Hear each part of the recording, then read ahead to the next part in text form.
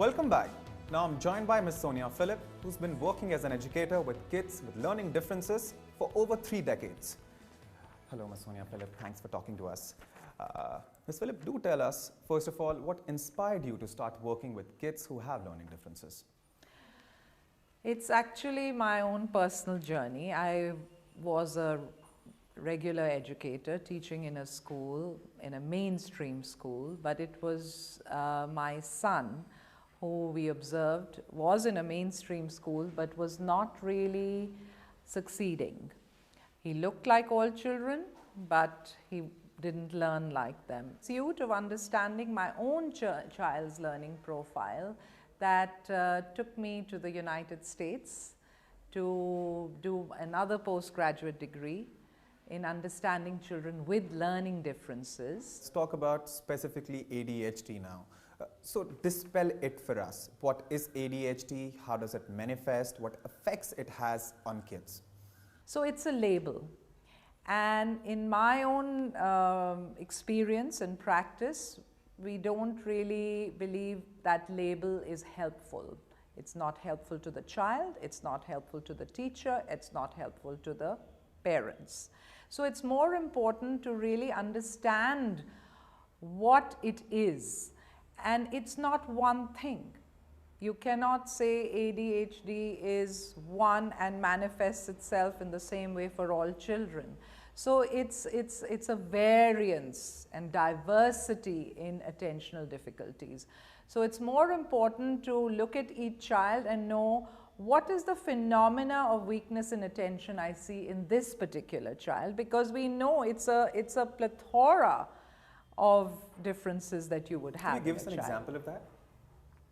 Sure. You can have children who would have difficulties with the energy that their mind is able to pull together to do a task. We call it mental effort. It's like the fuel your car needs to be able to go from point A to point B. So similarly for children, when they are asked to attend to a task, they need their mental energy, the fuel. And for some children, that aspect of attention is weak. So they may start out very well, but soon run out of gas. So these are children you'll see, they start out doing their work, but then soon are stretching, are fidgeting, are sprawled on their tables. That's one example of weakness in mental energy as a component of weak attention.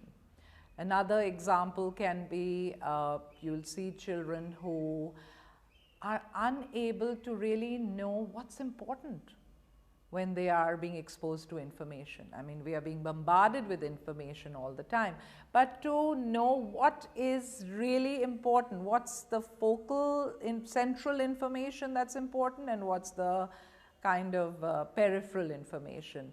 So when I'm reading a chapter, I need to know what was the main idea of what I read. And I don't need to know all the incidental things that happen. So children who are unable to summarize something, they are struggling with that aspect of attention, to know what was important, what is not so important. Similarly, when they have to study for a test, are we going to study everything? Or what are the main things I need to be able to understand for a test? Attention plays a role in that. Or children who are unable to know where the focus should be because they don't know how to manage what's most important, they also get distracted. And so there's distractibility, which is another aspect. Now there are many kinds of distractibilities in children. Are they being distracted by the sounds and noises they're hearing? Are they being distracted visually in a classroom? So various kinds of distractibilities. You also see children whose mind and attention can focus in one way and not another. So if information is presented like you and I are talking, maybe your mind will tune off. It's too much sound. But if I present the same thing visually through a chart, your mind will get alert. So there are many different ways that you see how weak attention is manifested. But the hallmark of weak attention is inconsistency.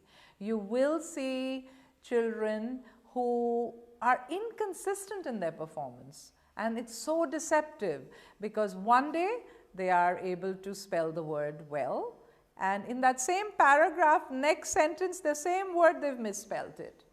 Or, you know, you say, let's do these 10 sums, and 4 sums are correct, but 5th one is wrong, and then 6th and 7th are correct, so there's inconsistency. It's like the tuning in and out of the mind that's happening. Thanks for talking to us, Ms. Phillip. Thank you. Pleasure. On that note, we will wrap up today's show. Thanks for watching. Goodbye.